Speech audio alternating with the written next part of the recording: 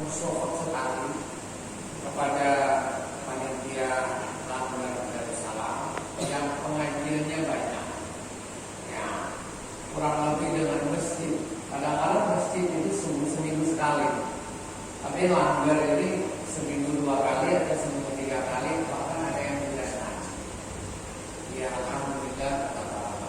Karena menuntut ilmu itu adalah wajib dan tidak ada tenggang waktu.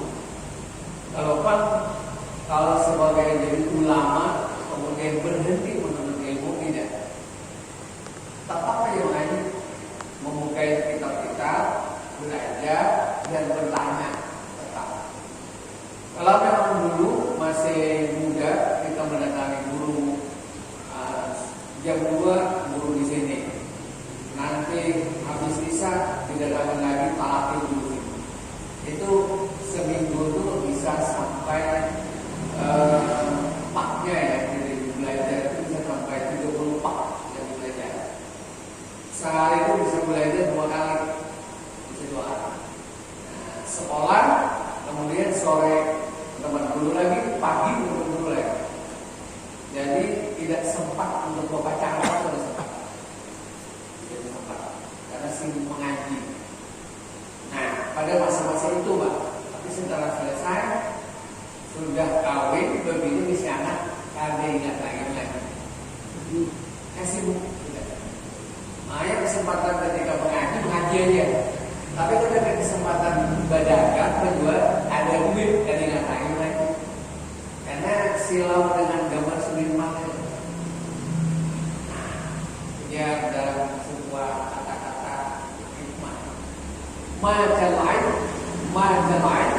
baina fasajatil mar'ah. Apa artinya itu ya? Itu bahasa Arab ya. Majal'ain baina fasajatil mar'ah. Matinya ilmu itu di antaranya 2 orang perempuan. Artinya kawin. Anak pesantren kawin, hilang ilmu. Karena sibuk dia. Ada tempat lain lagi. Nah, bapak-bapak yang sudah punya istri, yang sudah punya anak, mau mengaji itu luar biasa. Ada kesibukan. Bapak yang punya istri, punya anak, mau mengaji luar biasa. Luar biasa. Walaupun sudah tua ya, kita mengaji ini.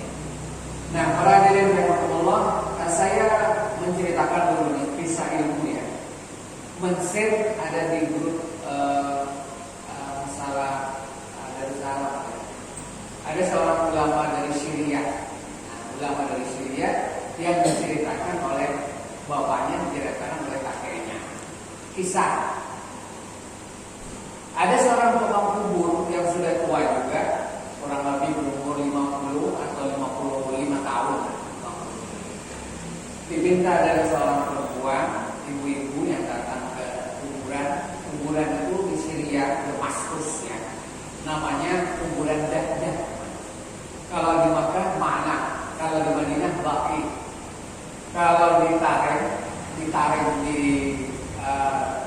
Hadramaut, namanya Syubaikah. Ditarik Siwon. Nah, kalau di sini nama kuburan namanya kuburan Pasar Baru.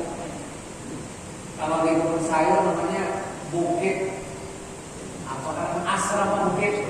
Nah, kalau di situ kuburan Kilo 1. Jadi ada nama kuburan. Nah, kuburan nama tempat di Syria, di kotanya Syria itu namanya Dajjal. Zaman dulu itu tidak begitu banyak, tidak seperti sekarang. Kemudian ada seorang ibu datang ke sana minta galikan kuburan. Nah, zaman dulu itu bayar atau tidak tahu. Kalau di atas itu kalau dari bayar dan digalikan. Minta galikan, setelah digalikan tidak lama beberapa saat datanglah mayat ditandu. Tidak banyak orang. Biasanya menandu ini banyak orang, ya 5-10, bahkan ada yang ikut mengantar jenazah banyak puluhan, 20-an. Ini enggak. Paling 10 orang. Biasanya Pak, orang yang dibawa ke kubur tidak banyak orang itu biasanya orang apa ya? Orang miskin ya. Biasanya begitu, orang miskin tidak banyak orang. Tapi kalau orang kaya banyak parkiran mobil negaranya banyak. Orang miskin. Kemudian datang dikuburkan. Nah, sebelum dikuburkan, ketika mayat yang mau masuk ke kubur, tukang kubur itu masuk ke kubur. Nah, untuk menyambut biasanya begitu loh kubur. Ketika dia meletakkan mayat itu, mayat yang orang miskin ini, yang ada banyak orang mengangkat ini, tiba-tiba tukang kubur yang mengangkat itu pingsan. Akhirnya dia diangkat ke atas, ganti yang lain untuk menguburkan jenazah itu. Ya, di situ berlalu-lalu itu. Apa yang menyebabkan dia pingsan? Apa yang menyebabkan dia pingsan? Ternyata dia singkat cerita bahwa menyebabkan dia pingsan itu ketika dia meletakkan mayat, dia melihat tangan surga yang disebut dengan riyadatul jannah, rawdatul jannah. Melihat tangan. Allah membukakan hijab kepada siapapun dan melihat. Ketika dia melihat, dia pingsan dan dia tidak bercerita. Kemudian sebulan kemudian sang ibu tadi datang lagi, minta galikan lagi kuburan di samping kuburan yang kemarin. Lalu digalikan kemudian datang mayat yang juga tidak banyak orang juga, laki-laki mayat dikuburkan. Setelah dia mengangkat lagi seperti semula, masuk ke dalam kubur, dia pun dibukakan hijab oleh Allah Ta'ala dan melihat taman surga. Tapi kali ini tidak pingsan. Yang pertama kali pingsan, kali ini tidak pingsan. Nah, setelah melihat tidak pingsan, selesai kubur, lalu sang tukang kubur ini meminta kepada ibunya tadi, bertanya, ini yang dikuburkan ini siapa? Kata ibunya, anak saya. Yang kemarin itu siapa? Yang bulan lalu itu adalah kakaknya. Oleh ini adiknya. Yang bulan lalu kakaknya. Tadi tanya. Sebenarnya yang lalu itu, ya kuburan yang dulu itu, apa sih pekerjaan anak itu? Amal anak itu, pekerjaan anak itu apa? Lalu dijawab dari ibunya bahwa pekerjaan anaknya yang pertama itu adalah talabul ilm, menuntut ilmu. Ketika dia menuntut ilmu, belum alim lah, baru belajar meninggal. Sehingga dinilai dalam sufi itu adalah mati syahid ya.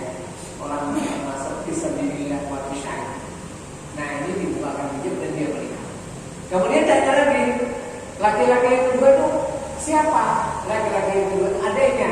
Apa pekerjaannya? Pekerjaannya tidak menuntut ilmu. Cuma dia mencari kayunya dibuat dan dia berfungsi kepada yang kakaknya dan teman-teman. Yang menuntut ilmu mendapatkan pahala yang luar biasa, yang mengongkosi pun sama mendapatkan pahala. Dan dua-duanya mendapatkan taman-taman surga. Yang pertama tadi setelah melihat, kemudian melihat dua orang yang menunggang kuda dan membawa mayat taman-taman surga. Itu zaman dulu kan, zaman sekarang mungkin kendaraannya Alphard atau sana melihat. Nah itu fadilah menuntut ilmu. Kemudian kubur ini yang kurang lebih umurnya 50-55 tahun. Lalu dia berhenti jadi tukang kubur. Dia pergi ke masjid Damaskus, ketemu kayaknya yang bercerita ulama ini. Mengajilah di situ, duduk sama ulama itu. Dari awal mengaji, namanya Pak, kalau awal mengaji itu yang pertama dipelajari itu adalah bahasa. Bahasa, namun salaf pasti lah itu. Kemudian fikih-fikih yang tidak begitu tidak begitu tebal kitabnya lah. Yang fikih-fikih mubtadi, fikih-fikih yang awal, yang gampang. Biasanya Arab Melayu boleh Pak. Nah jurumiyah, kalau orang Arab jurumiyah, dan dia menghafal ya jurumiyah dengan umur 50 tahun. Dan lama mengaji sama kiai besar di Damaskus, kemudian alim. Namanya disebut dengan Syekh Abdul Rahman dan menjadi ulama Damaskus, ulama Syiah. Padahal dia mengaji ketika sudah tua. Ini bapak-bapak ya. Karena orang berasumsi kalau sudah tua itu banyak lupanya daripada ingatnya. Betul Pak ya? Kalau ingatnya banyak ingat duit, kan banyak ingat ilmu kan? Banyak ingat rumahnya di rumah. rupanya daripada ikan. Tentu, ya, siapa tahu dengan yang tua-tua, ternyata Allah memberikan rahmat, pintar juga, alim juga. Walaupun sudah tua tadi, tetap ada himmah untuk hadir dan mengaji. Dan kita itu mengajinya hanya simaan namanya, mendengar ya. Tidak ada buku, tidak ada kitab, tidak ada profet ya. Namanya kuna aliman, jadilah orang alim. Kemudian jadilah orang mengaji, orang menuntut, muta'aliman. Kalau tidak jadi orang mengaji, ada pulpen, ada buku, ada kitab yang dibaca, yang ditulis. Unsanya jadilah orang yang minimal mendengar aja, yang mendengar. Biasanya kalau mendengar itu mendengar aja lah, mengantuk kata-katanya juga. Nasi bungkusnya sama aja makannya. Kalau 10 minggu dan mengantuk 2 tuh bisa dapat apa aja ya, dapat ilmu. Nah baik, bapak-bapak yang dimuliakan Allah Subhanahu wa taala, itu kisah tentang menuntut ilmu agama. Ini sangat-sangat mulia. Jadi bapak malam Senin hari ini ya, berniat lagi mudah-mudahan nanti malam Senin depan bisa lagi untuk mendengar ilmu agama. Akhir ini juga malam Kamis dan mana aja silakan. Kita bisa melihat di TV, di YouTube, di Google banyak ya. Cuma kita bisa memilih-milih ya. Yang mana yang kira-kira menyejukkan hati ya, kira-kira bisa yang kita cerna. Kalau pengajian yang mencaci mencela-cela orang aja belum rasa, kalau sekali didengar ya. Nah pengajian itu adalah kita memperbaiki ya, memperbaiki ibadah, memperbaiki hati kita. Ibadah itu ada syarat, ada rukun dan wajib kita kaji. Kemudian formalitasnya itu, non formalnya itu bagaimana cara supaya mendapatkan pahala, artinya beribadah dengan ikhlas kepada Allah. Nah, bapak-bapak yang dirahmati Allah Subhanahu wa taala. Ya, saya baca hadis ini, hadis Nabi sallallahu alaihi wasallam yang diriwayatkan oleh Muslim. Qala Nabi sallallahu alaihi wasallam, inna ahadakum idza mata urida alaihi maq'adu bil ghadati wal 'ashi in kana min ahli jannah wa min ahli jannah wa in kana min ahli nar wa min ahli nar. Yuqalu hadza ma'amuka hatta yarasallahu ilaihi yawm al-qiyamah. Rawahu Muslim.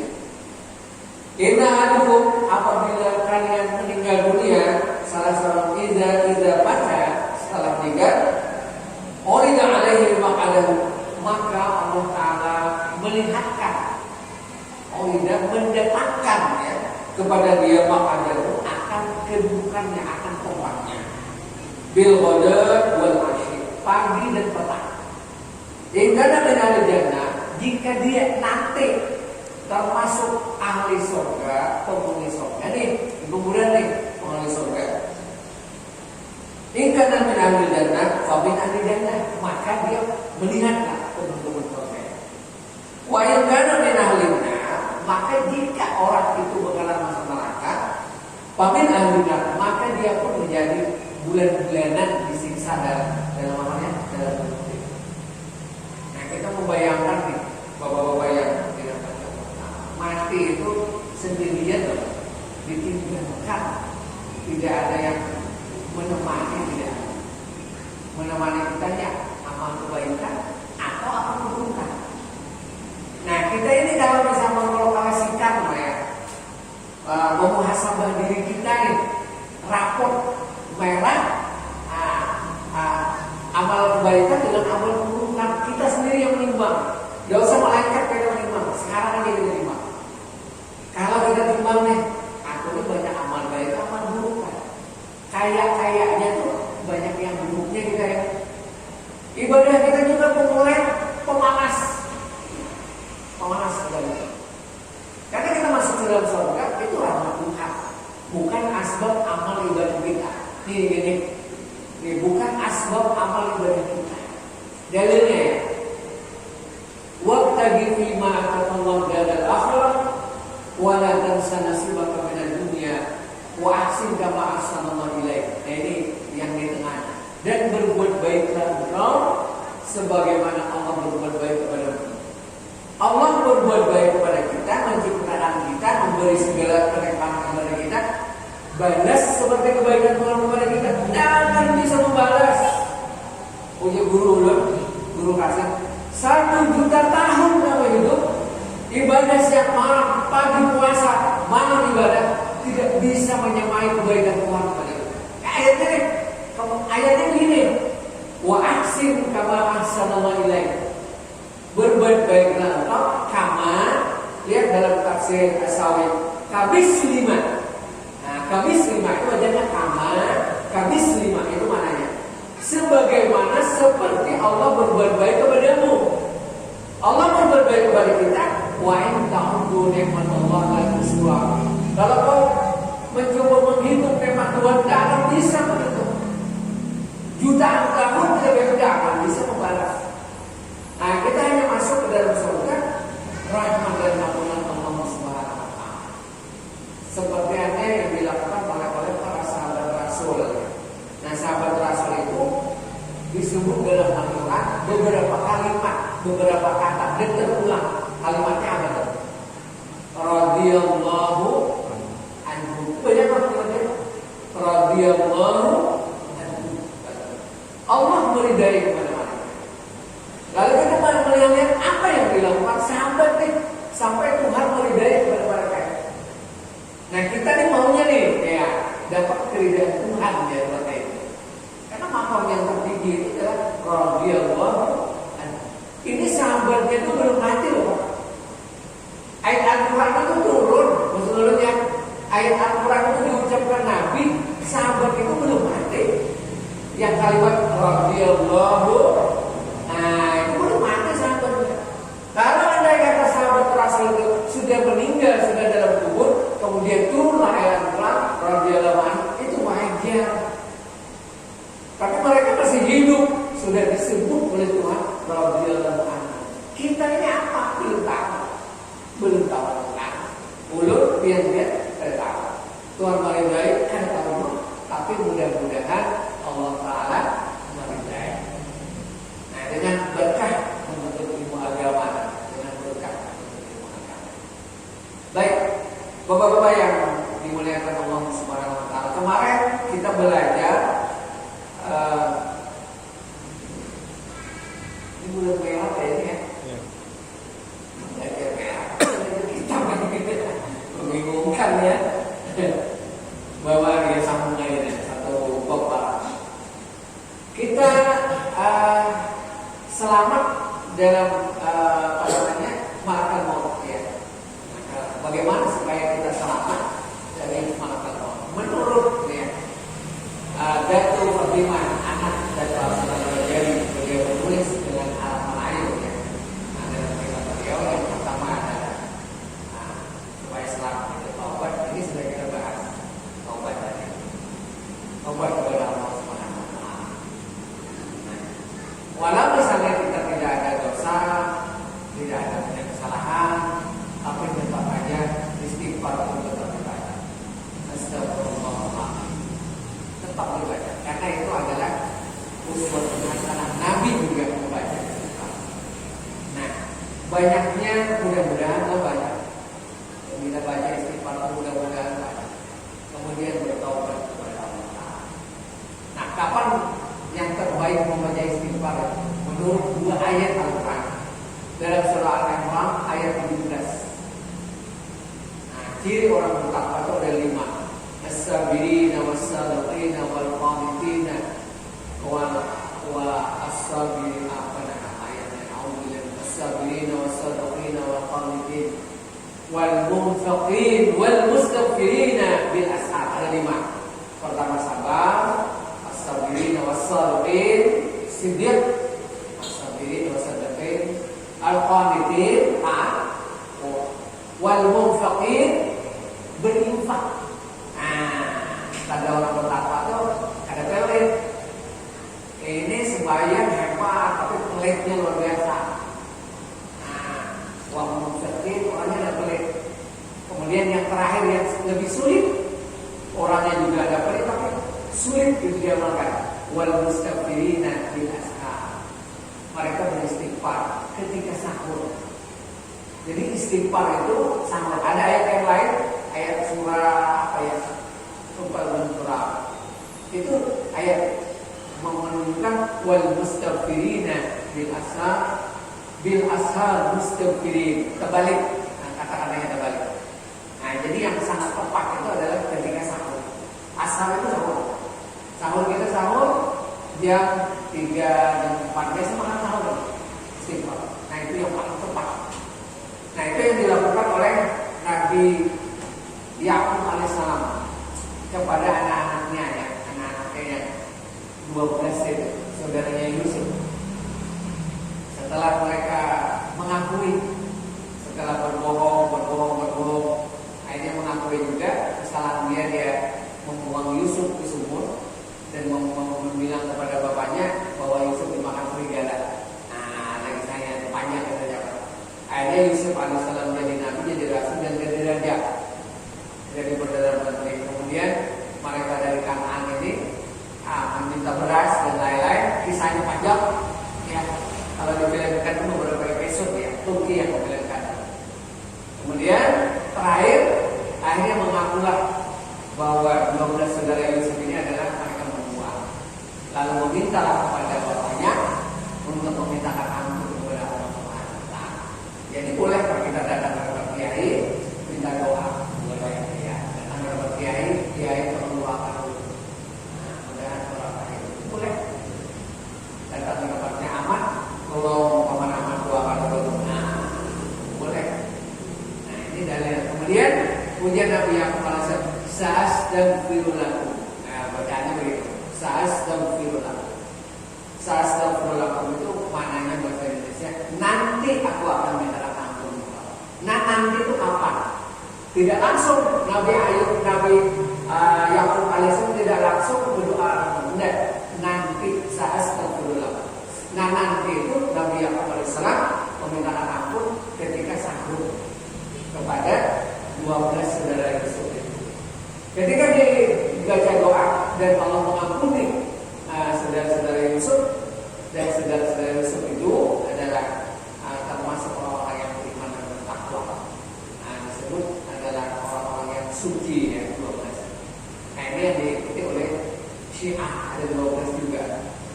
Nah, dari 12 ini Pak, laki-laki semua Pak, 12 ini. Dari 12 ini menjadi 12 kabilah. 12 kabilah sampai kepada zaman Nabi Musa. Sampai kepada zaman Nabi Musa. Namanya kaum Bani Israel.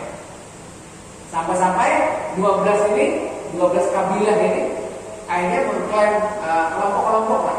Kalau mungkin suku-suku ya, Jawa, Bugis dan lain-lain. Akhirnya Nabi Musa diminta kepada Nabi Musa karena tidak punya air ya. Akhirnya minta air. Nabi Musa alaihissalam menusuk batu, kemudian keluarlah air. Rebutan. 12 kabilahnya rebutan. Berkelahian di situ. Air Nabi Musa alaihissalam menusuk 12 tusukan. Famfajarat min husnata asyrata ayna. Surah Al-Baqarah. Famfajarat min husnata asyrata ayna. Nah, itu dibaca. Tusuk. Dan sampai sekarang batunya itu ada. Batu yang ditusuk Nabi Musa 12 suku. Nah, itu Pak yang dibaca ketika kita menggali sumur atau membor. Famfajarat min husnata asyrata ayna. Insyaallah dapat air yang bagus. Tapi ini jangan diomongin sama tukang bor nanti. Siap. Famfajarat min husnata asyrata ayna. Ketika membor itu insyaallah dapat air. Kalau tidak dapat pindah ke lain.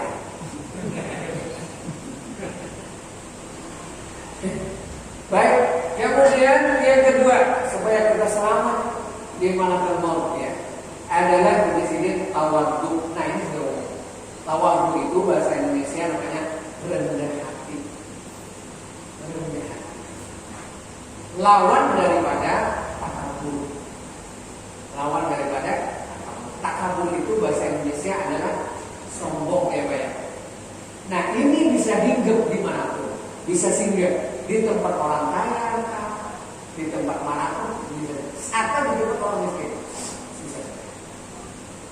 Potensi yang sombong itu ada beberapa macam. Ada 4. Yang pertama, yang terbanyak. Nah, ini terbanyak. Yang terbanyak adalah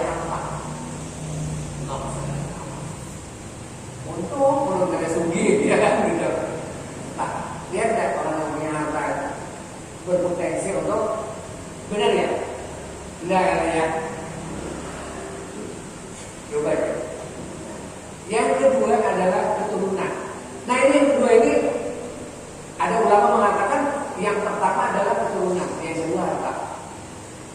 Keturunan yang kedua harta. Coba ya punya anak presiden kah, anak mitra kah, anak raja kah, yang minta dihormati, minta dipuji, minta dipuja. Semua apa namanya lewat. Nah, coba kalau cepat lewat di jalan atau biar, ente orang masih minggir itu mau lewat. Itu. Nah buktinya keturunan itu iblis. Iblis itu kan dia merasa salah kali benar, salah tahu mimpi. Aku lebih ada khairu minhu, aku lebih baik daripada Adam. Nabi Adam alaihissalam diciptakan dari tanah, aku dari api katanya. Nah, lebih baik aku. Nah ini bapak-bapak yang sama sekali kita jauhi ya. Kemudian yang ketiga apa nih? Yang ketiga adalah berfungsi ilmu. Nah, ini tentang ilmu, tentang mengaji, fasih membaca Al-Quran, baik langsung. Kalau ada banyak orang baca Quran, kalau banyak Allah itu supaya orang dengar, ya kan? Kalau sembahyang dilajar, banyak orang panjang. Kalau sembahyang di rumah, cepat banget. Kalau bilang Allah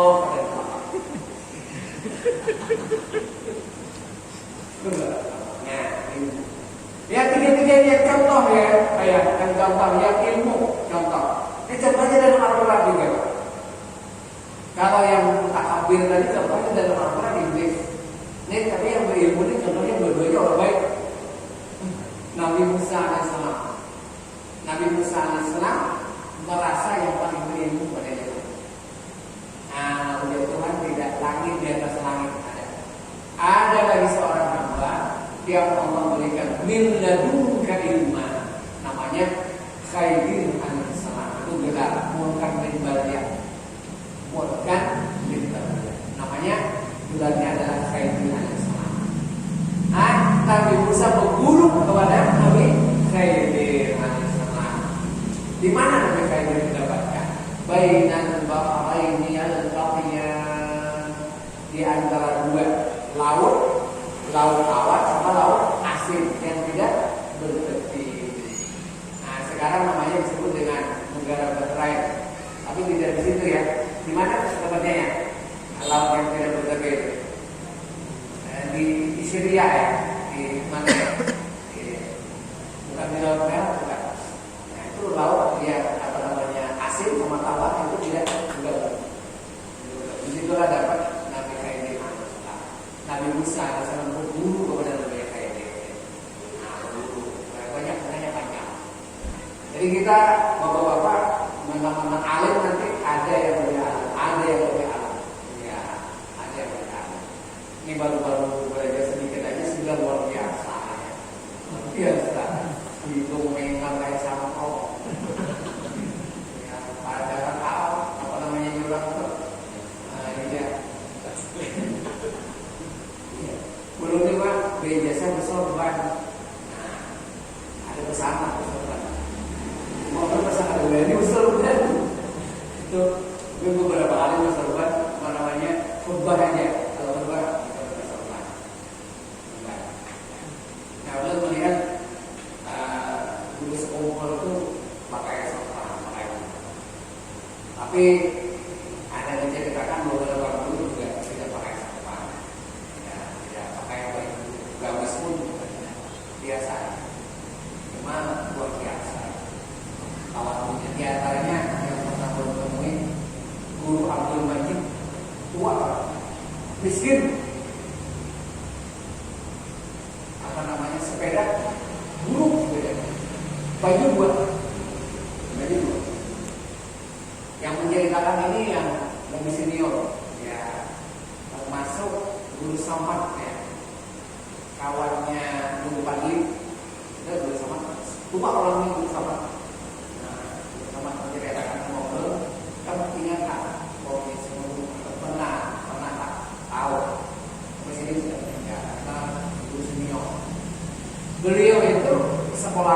dengan sepeda dan baju putih yang pakai kerah, nggak pakai sangkai kayak kita tadi mah, ya.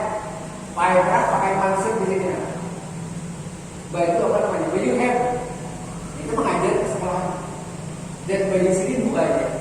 Kalau sebelum baju ini, kemudian baju itu. Lalu oleh mereka ini dibelikan baju muslim putih yang keras sangkai, yang kayak dulu nih Pak, keras sangkai kayaknya. Yang ada apa namanya? Ada ini, ada kancing. Nah, yang ini kayak gini. Apa yang sikap beliau? Baju muslim itu ternyata ditaruh di lemari beliakan dan orang ditanya biasanya kenapa jadi karena dipakai baju muslim yang kami beli kemarin. Mau menanya sama guru ini kada wani, kayaknya menanya sama istri sini. Nah, lalu istri sini itu banyak bertakun lah, apa namanya nih baju kada dipakai. Dia sini itu baju yang kada dipakai itu, yang baju kayak ini apa namanya lengannya kayak ini. Itu di sini baju orang alim. Aku ini jadi kada alim, padahal alimnya luar biasa Pak. Nah ini yang kawan bisa diturutin. Alimnya kok biasa alimnya, cuma pakai baju itu merasa ada alim. Ada kita ini merasa alim. Itu bedanya aja. Merasa ada alim, lalu baju sederhana. Apalagi keserban ditaruh di leher ini kan bakal. Tungnya punya hilang. Buruk aja rupiah. Masya Allah. Ini orang apa namanya memelihara ketawaduan gitu ya, ketawaduan biasanya. Nah, ada kita ini baru 3 bulan sembahyang. Nah, 3 bulan baru sembahyang 3 bulan kan baru sembahyang. Nah, tapi ya hadirin tidak layak kita pakai baju sekarang yang tidak mungkin. Nah, baju yang sembarangan. Cuman maksud ulun ini mengisahkan dulu itu begitu pelan-pelan dulu. Kalau kita bandingkan kita ini pakai gamis, pakai sorban, luar biasa gitu. Iya, karena menghormati ilmu. Gimana juga guru kayak guru kasih, guru sekompol. Kalau sini majar sini pakai jubah.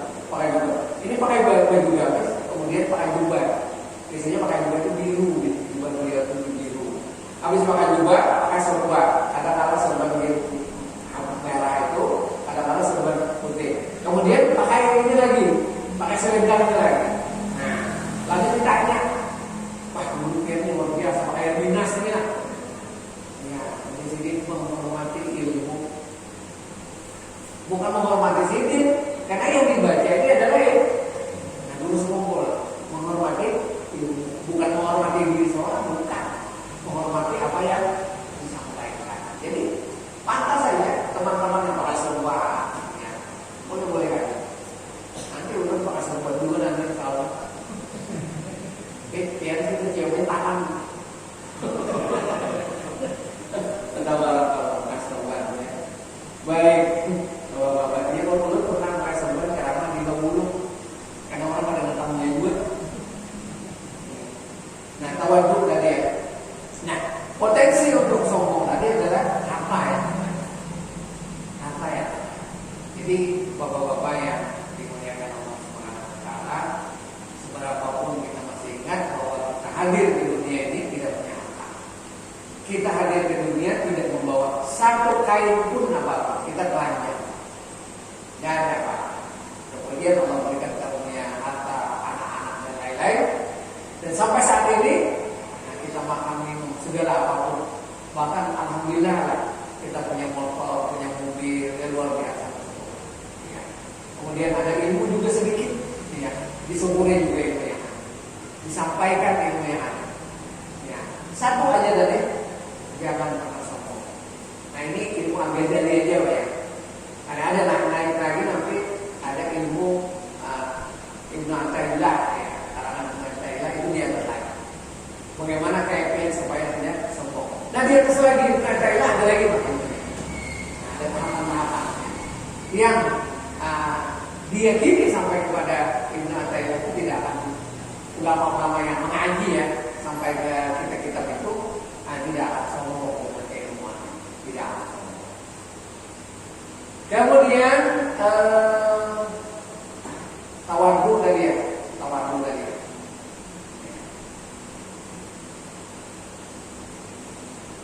Ujian Nabi Sallallahu Alaihi Wasallam dalam hadis la yadkhulul jannah man kana fi qalbi khardalun min kibrin. Tidak akan bisa masuk ke dalam surga kalau di hati seseorang itu sedikit dia punya sifat kesombongan. Tidak akan. Kalau toh iblis itu sekali sombong, ya, kemudian dia punya pangkat laknatullah alaih. Ya kan gitu ya. Iblis laknat dilaknat. Nah kita itu beberapa kali bersombong. Dengan sombong keilmuan kita, sombong dengan harta kita. Wah, luar biasa ya. Apalagi punya mobilnya bagus, punya mobil pakai kacamata hitam itu kayak kasih siung itu lah. Mata hitam itu luar biasa. Ustaz, keringat lagi. Hati-hati ya. Hati-hati. Tapi bukan berarti ya dulu tuh punya Mercedes Benz. Aku ya kan punya Alfa. Kita dulu di Alfa itu kayak apa rasanya ya? Saya dulu di mobil juga ya. Nggak tahu ya. Nah kemudian harta. Kisah dalam Al-Quran yang harta itu adalah karun. Pernah dengar ya kisah karun ya? Panjang kisahnya itu. Karun itu hidup di mana Musa. Tapi ketika ada orang dapat harta di Sungai Maryam Samarinda itu harta karun. Padahal karunnya siapa? Di Timur Tengah kan masih ada karun di situ. Nah itu berhasil sekarang sampai menjadi sebuah apa namanya kata-kata harta karun namanya. Harun ya. Karun zaman Nabi Musa AS. Sampai dia punya harta itu apa ya bahasa Al-Quran dalam kalimat Allah yang membawa kunci karun itu 70 onta, bukan 70 biji onta, bukan 70 biji kunci dan anak kuncinya karun hartanya berdetik-detik, kemudian anak kuncinya itu dibawa banyaknya anak kunci itu sampai 70 onta yang satu onta itu membawa anak kunci itu mungkin 100 lah atau lebih sampai 500 anak kunci bisa membawa. Ini 70 onta yang membawa banyaknya harta. Itu tidak ada manusia zaman modern ini sesungguhnya karun tidak ada sesungguhnya karun zaman manusia di masa tidak. Dan harta karun itu ditenggelamkan oleh Tuhan dengan karun-karunnya, dengan orang-orangnya. Nah habis, sehingga menjadi misteri emas karunnya. Apakah menyebar ke dunia ini emas karun? Wallahu a'lam ya. Wallahu a'lam. Nah, sombong banget. Akhirnya menuliskan. Nah ini contoh karun, kemudian iblis, Nabi Musa alaihissalam ya 3. Kalau Nabi Musa tadi ilmu ya. Kenapa jadi contohnya itu para nabi? Ilmu ini mulia. Nah ini bedanya. Mulia. Harta dicontohkan kepada kamu. Nah karena harta tidak mulia. Kemudian apa tadi satunya ya? Keturunan ya. Keturunan. Nah iblis. Nah ini keturunan. Iblis. Nah yang terakhir ini semua itu namanya suatu, tapi kecil ya. Suatu itu adalah seorang pemuda yang tampan atau perempuan yang cantik. Nah, bisa sombong nggak? Bisa. Jangankan yang ganteng yang kadang-kadang hanya bisa sombong. Cuma itu apa namanya berjaman. Kalau masih muda, luar biasa. Banyak perempuan yang melirik Pak. Jalan mereka hebat. Tapi kalau sudah tua, gigi habis, kerepotan kayak habis, apa yang bisa bongkar? Nah, kurus lagi gigi habis, ininya ada tertarik. Nah, kita ini banyak potensi angkat-angkatnya itu ada. Apa namanya? Rupa kata kayak rumah. Dengol-dengol juga sama kita ini. Kemudian harta pas-pasan. Bertahan sebulan itu subuh sudah alhamdulillah itu. Kemudian ilmu pas-pasan juga ilmunya. Tidak ada ilmu apa-apa. Baca Qurannya ada pasal. Kemudian apa lagi? Keturunan. Ada keturunan kita dari bangsawan? Ada juga. Paling keturunan dari kita tuh nyambung ayam balik. Siapa abangnya dari aku lawan juga. Tapi keturunan kita punya contoh ya, para baik ya itu berpotensi itu. Karena apa namanya? Ada keturunan darah birunya. Nah, bisa bintang hijau itu. Jangan coba-coba. Kalau kita bisa bintang hijau juga, atau orang hidung ada kayak Habib. Kadang main kan jabisnya ada, kok ada Habib. Nah, ada berpotensi. Apa itu berpotensi. Tapi tidak orang. Udah menemukan orang baik, tapi luar biasa kawan. Alim. Ini cara kita keliling-keliling di Indonesia namanya Umar. Tapi tidak boleh sebut Habib Umar, tidak mau dia. Ustaz Umar aja dia. Nah, Mutahar ya, Umar Al Semarang. Alim. Kalau ditanya menjawab. Udah tidak pernah melihat dia pakai jubah, pakai baju apa namanya Muslim, pakai sarung. Nah, termasuk yang luar biasa tawadunya, alim yang luar biasa ya. Guru Syarwani Ahmad Bangir. Guru Syarwani Ahmad Bangir itu luar biasa tawadhu. Beliau itu dalam pengajian itu hampir murid-muridnya tidak pernah melihat dia pakai gamis saya dulu. Pakai baju Muslim, pakai sarung. Sampai-sampai ada yang menanya, ya dulu dia ini lawasnya di Makkah, pernah mengajar di Makkah 2 tahun, yang dari orang Arab atau orang mana. Guru Sidin luar biasa alimnya, dipilih murid yang paling alim, ternyata Syarwani Ahmad. Akhirnya dia mengajar di Makkah 2 tahun. Oleh paman beliau di Martapura, Kasih Anwar, pulang mengajar di dalam pulang ada yang akan mengajar di dalam mengajar di Masjid Haram itu luar biasa Pak hebatnya Pak, tidak main-main itu. Dan luar biasa bisa buat diam dan mengajar di Masjid Haram itu tidak main-main. Yang alim yang luar biasa ada pulang mengajar di sana. Pindah beliau ke Bali karena di Martapura dulu ada 2 yang dijatuhkan untuk menjadi ahli namanya.